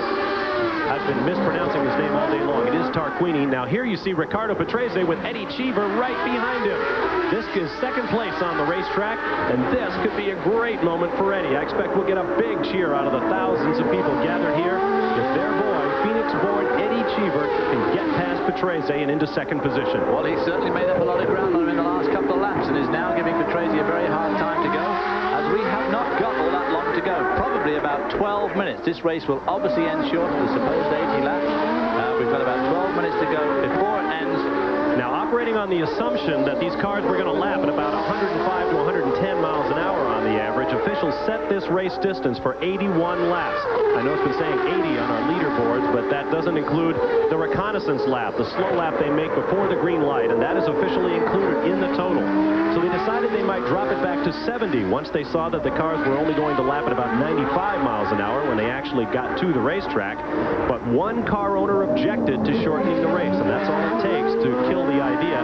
Ken Tyrrell decided that he wanted to run 80 laps, and so they have, and it apparently is working. If it's Ken's strategy that his cars will do better if they go 80 laps, he's right, because right now Jonathan Palmer is holding down 4th position. And they'll probably end up with about 76 laps under the belt. In fact, some of the teams here are showing laps to go, which would end up as 76 laps. Another interesting little race is going to take place is between Dana and Johnny Herbert and Andrea de Chesris. Herbert is constantly losing ground to Dana and is being gained on by Riccardo Patrese. Andrea de Chesris. Of course, suddenly that has become very, very important because they're duking it out for the last point, i.e. 6 spots. At the moment, Johnny Herbert holds. If de Chesris catches him up in the next few laps, if there's only a few laps, he will take that point and demote Herbert to being pointless. Dana, of course, will get 2 for 5th, and Jonathan Palmer at the moment running in 4th spot, which is going to be great for Tyrrell. Eddie Cheever, 31 years old, 122 Grand Prix starts. He has yet to score a victory, but second place would certainly be at least a moral victory for young Eddie today. Let's go back down right now to John Visignano in the pits. We were trying to get a Gerhard Berger interview, and he absolutely virtually collapsed in front of us. He's behind these closing garage doors, lying on the floor. They hadn't even taken his helmet off of him yet. They were pouring water down to try and cool off the back of his neck. And, of course, they had removed his shoes, and they were pouring water all over his feet. Right now, Gerhard Berger is a very sick man lying in the Ferrari garage. Well, that just shows the tremendous importance of physical fitness in Formula One. Gerhard Berger normally would be very fit, but has been unable to train. As he said, when you sit at home, you cannot use your hands. Very difficult to train when your hands are burnt and you've got a broken shoulder blade and a broken rib. And, of course, he's paid the price today. Physical fitness is very much on the mind of Eddie Cheever. You know, tobacco advertising is a very strong part of the currency of Formula One, as it is many other kinds of motorsports. Probably the only driver in the 26 that started today's race that you will find without any tobacco advertising whatsoever on his uniform is the guy right there in the white USF&G arrows, Eddie Cheever. Of course, the Ferrari drivers, too, both elected to start without any sort of cool suit advantage. Both these drivers, for instance, are wearing cool hats. Dennis Carlson won on the Williams car, and the Cheever they've used a different model. There you see the elapsed time in the race thus far. 2 hours will be the time limit. We certainly won't make the 80-lap limit by that time, so roughly 12 minutes and counting remaining in this race. Your leader remains Alain Prost, his lead 42.9 seconds. Eddie Cheever running just behind second place Riccardo Patrese, as you see right there in the middle of your screen. Eddie with a real good shot at second place for the day's out. Patrese slides to his right to block him, and I think it worked, at least for this lap. Riccardo Patrese in the Williams was able to keep the USF&G arrows of Eddie Cheever just behind them. This is going to be a dandy battle all the way to the finish, and we'll let you know what happens when we return to Phoenix.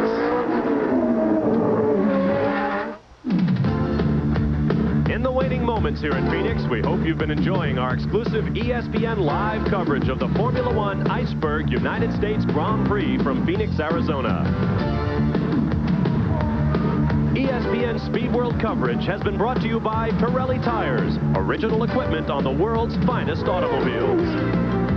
By Quaker State Motor Oil, the big Q stands for quality, always has, always will. And by Alfa Romeo and your local Alfa Romeo dealer, who invites you to drive a Spider today.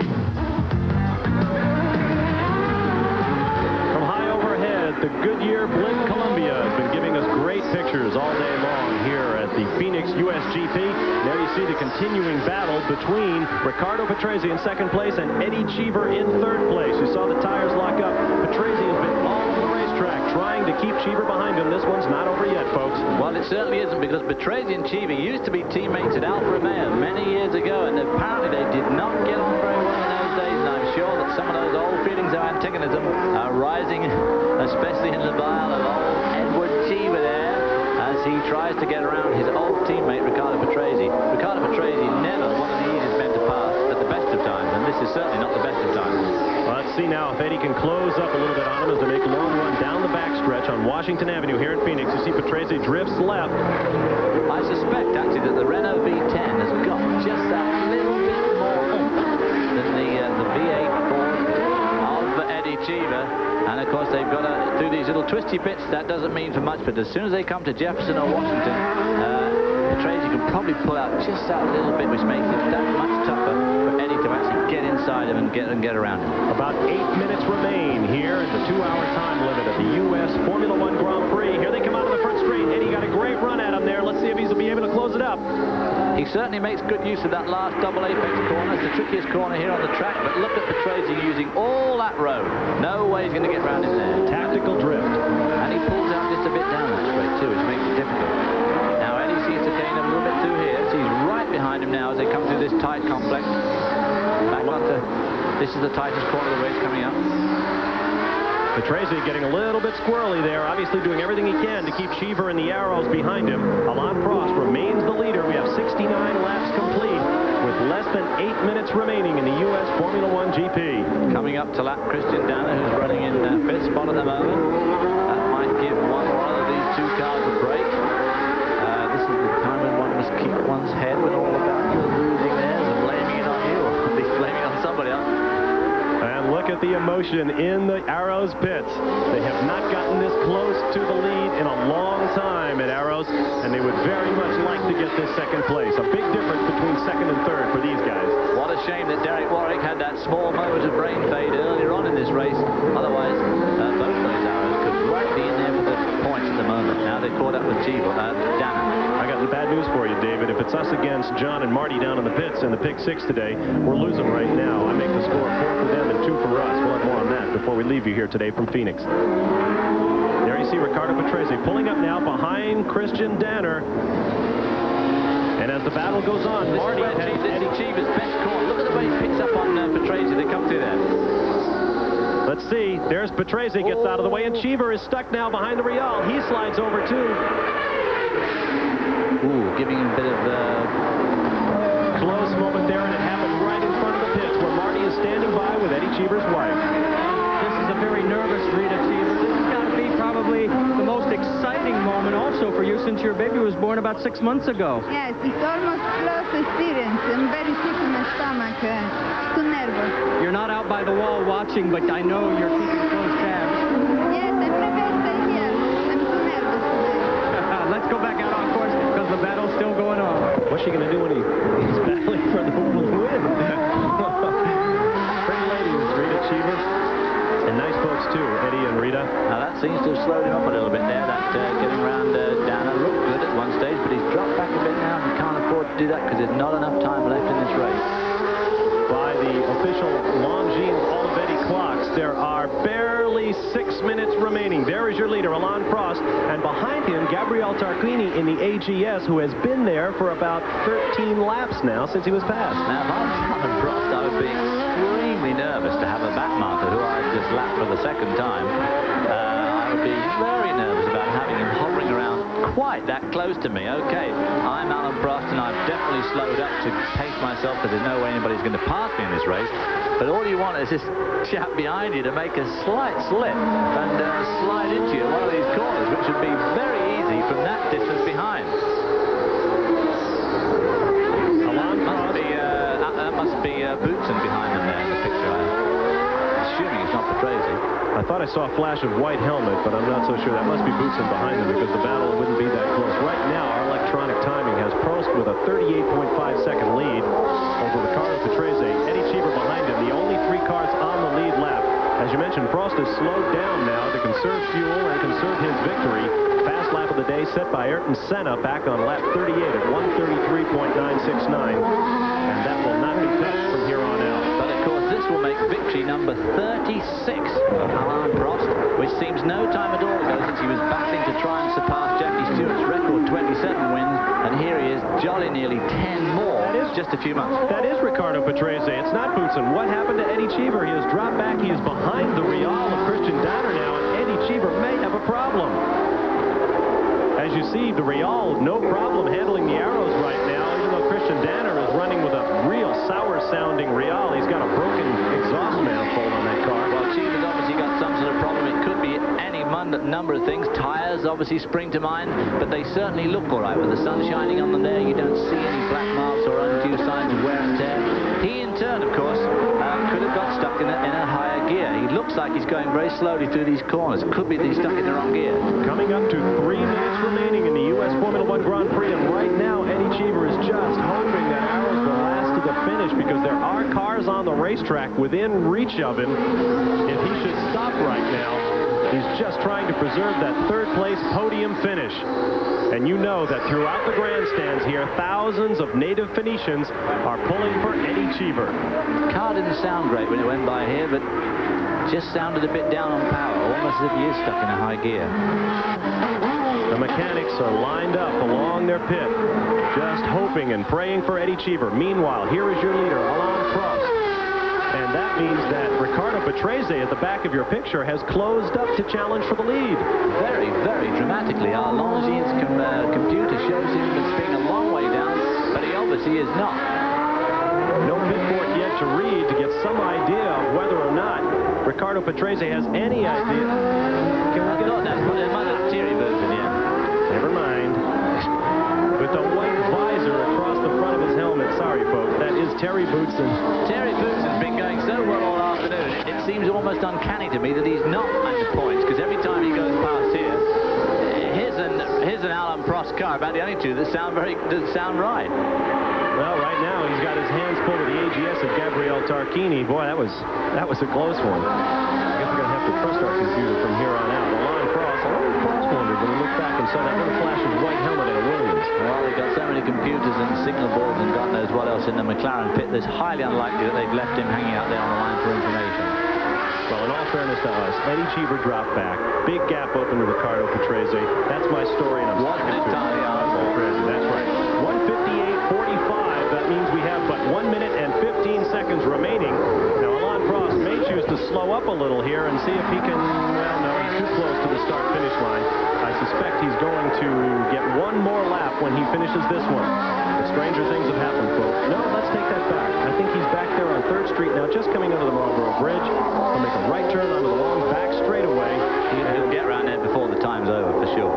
Well, there is just 45 seconds remaining. I don't think they will. I expect we'll see a checkered flag this time out as Thierry Boutsen goes way wide. Now, I tell you what, Alain Prost is thinking. Okay, you guys, for God's sake, don't run into each other, don't run into me, don't hit the wall. And Thierry Boutsen very nearly did that. He went right out onto the dust at the far corner, right up against the concrete. Saying to himself, must he do all this macho stuff right around me at this stage of the race? There you see him with a little skull cap of aluminum foil to ward off the sun's rays here on the streets of Phoenix, Arizona. After a long and dramatic day here in Phoenix, it has certainly been a United States Grand Prix to remember, and it appears as though Alain Prost will certainly win it. Howsoever, he didn't get the checkered flag that lap, did he? He has just reached the 2-hour mark, and so for his alacrity, Alain Prost is sentenced to do one more lap here at Phoenix. Just not quite got enough fuel. Don't even dream it. This is the last lap for Alain Prost. We have it on highest authority that next time around, he will in fact see that long-awaited checkered flag. It has been a tough season, both mentally and physically for Alain Prost this year.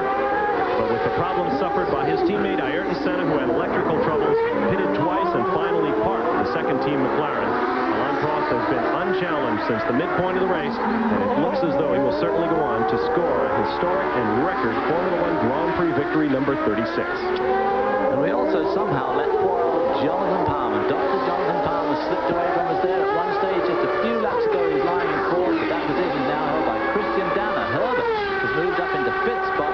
Thierry Boutsen has finally, the reward of all that effort this afternoon, has taken 6th spot, 1 point. That certainly explains why he was thundering around the racetrack the way he was. That explains why he was thundering around Tarquini, because Tarquini was 6th until just that point. There you see Alain Prost, in the minds of many, the finest Formula One driver who has ever lived, although he certainly has a tough standard to meet in his 29-year-old teammate, Ayrton Senna. A lot of people are wondering whether Alain Prost will be with McLaren next year. He has talked to Renault and to Peugeot, and the checkered flag is out for the man who may be the centerpiece of the first all-French Formula One team. Alain Prost says that's the way he wants to end his career. And now that was a close finish, because I think the Boutsen's car either blew up, made the most horrendous noise, and guffed out a huge cloud of smoke as they went over the line, and Tarquini was right with him, so I'm not sure who crossed the line first, actually, for that final point. But they still have to complete the lap, do they not? Depends, Michael. They were out in front of the guy who took the checkered flag, so my guess is they have to race around and decide that position.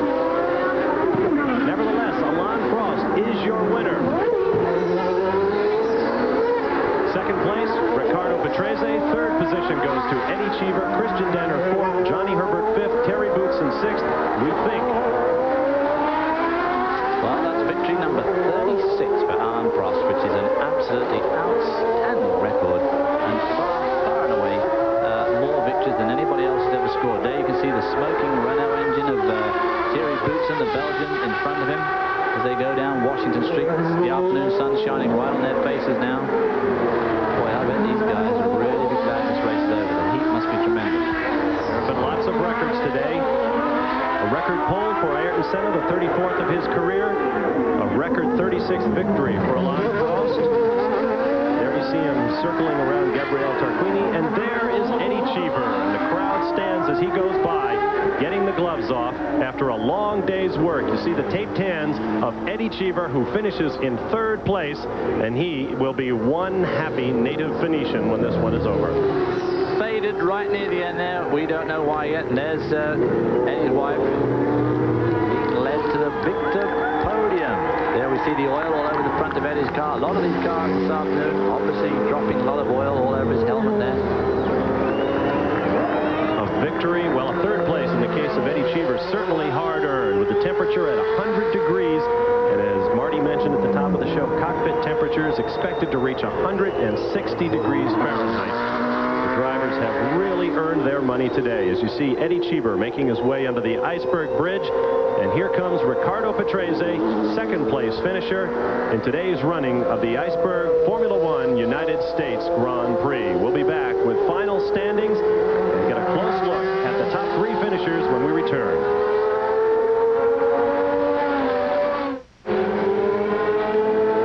In Phoenix, you're watching live the winner of the United States Formula One Grand Prix, Alain Prost of France, who took over when teammate Ayrton Senna suffered electrical troubles at mid-race. There you see the final standings. Prost first, followed by Riccardo Patrese in the Williams. Eddie Cheever returns to his hometown of Phoenix and scores a podium finish in third place, followed by Christian Danner of Germany with a great race in the young Real. Johnny Herbert, 24 years of age, gets another point. In fifth, and in sixth place, Terry Boutsen of Belgium. Well, David, on the whole, I'd have to say that we took a bit of a beating today in our Pick 6 competition. You score Prost worth 1 point, since you only had him in third instead of his winner's position of first. I came up with 1 point, also courtesy of Mr. Prost. Meanwhile, John had both Prost and Eddie Cheever in the top 6, so he scores 2 points. And Marty Reed, in his debut in our Pick 6 competition, makes a fool out of me. He picks up 2 points as well for Prost and Riccardo Patrese. There you see a part of the enormous crowd that turned out. To be born lucky than rich, I say. And we have a lot of thank yous to folks who have helped make our ESPN host coverage of this Grand Prix turn out as fine as it did. The fans not going home. They're going to take a look at their winners, who will, I believe, get a ride on a car around. There you see driver points as they presently stand. Senna scored none today. Prost picks up a full 9 points for winning, so he takes the lead in the championship over his teammate by 2. Patrese now with 12 points on the season. Nigel Mansell, despite not finishing in the top 6, still has 9 points. Sandro Nannini, who dropped out early on for Benetton. And now the World Championship Constructors points. McLaren Honda, runaway leaders with 56 points. They'll have this one wrapped up before too very long. Followed by Williams with 16, Benetton, Ferrari, Arrows, and Tyrrell. We're still waiting for our winner to make his way to the rostrum. In the meantime, we'll take a timeout and come back for final thoughts from the Iceberg United States Formula One Grand Prix at Phoenix. Stay with us. The Union Jack waving high above the streets of Phoenix, Arizona. I'm not sure exactly why, except that perhaps Team McLaren is based in England. But it has been a truly international weekend. The race is now done, and the parties have begun in the Valley of the Sun. There you see the sun-drenched crowd. Alain Prost, your winner, and La Marseillaise now plays on the podium. Eddie Cheever shrugging himself in that uniform, hot and jolly uncomfortable. Riccardo Patrese to the left of the picture, your second place finisher. Eddie Cheever finishes third. Alain Prost in the position that he has stood in so many times. As I said before, 36 wins for this guy.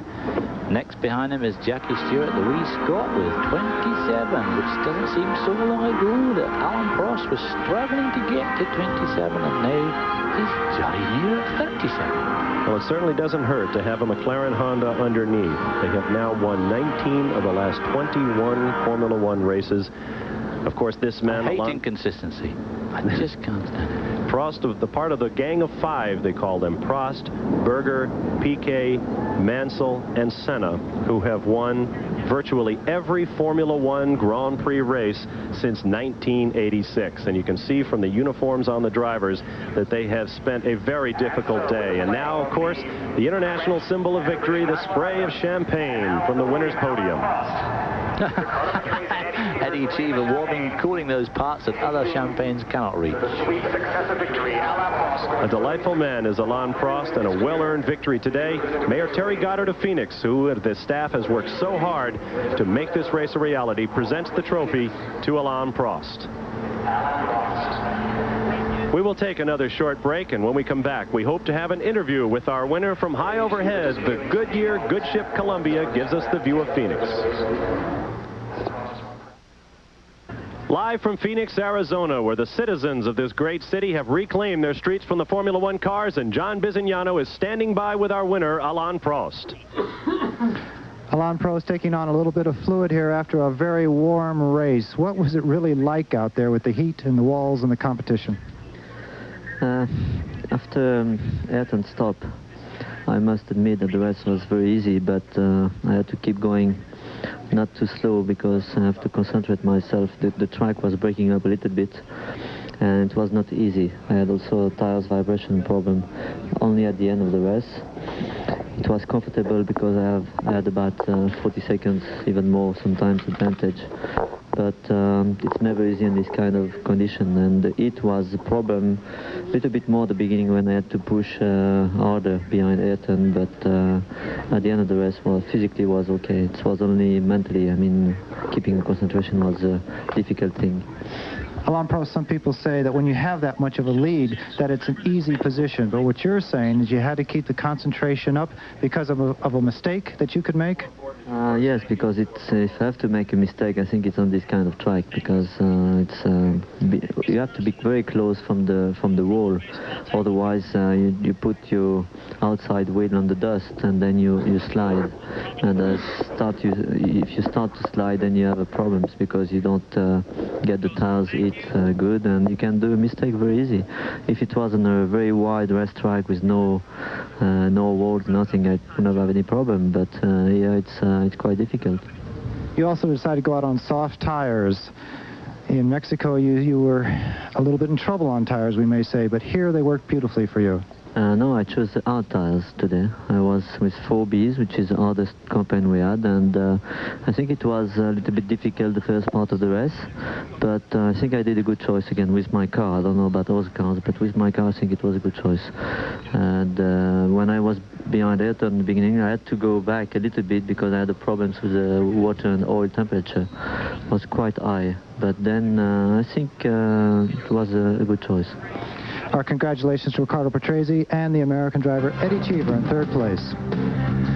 And in fact, hard to believe though it is, that is the first victory in a North American Formula One Grand Prix for Alain Prost. There are many people who have helped make our ESPN host coverage a success today. We'd like to thank the City of Phoenix and Mayor Terry Goddard and his staff, the Maricopa County Sheriff's Department for their assistance in filming our Open. We'd like to thank Harley Cluxton for the use of his vintage Williams Formula One car, and Bob Flack for that pristine 57 Chevy that made it so much fun to get this show underway. Don't forget, coming up tonight, College World Series Baseball will be coming your way at 8:30 p.m. Eastern Time, 5:30 p.m. Pacific Time. I'm Bob Barsha for David Hobbs, John Bisignano, and Marty Reed. I hope you've enjoyed our coverage, live coverage of the Formula One Grand Prix of the United States, and you'll join us in 2 weeks from Canada, Le Mans coming up next Sunday. It's been a great race. Alain Prost is the winner. Eddie Cheever.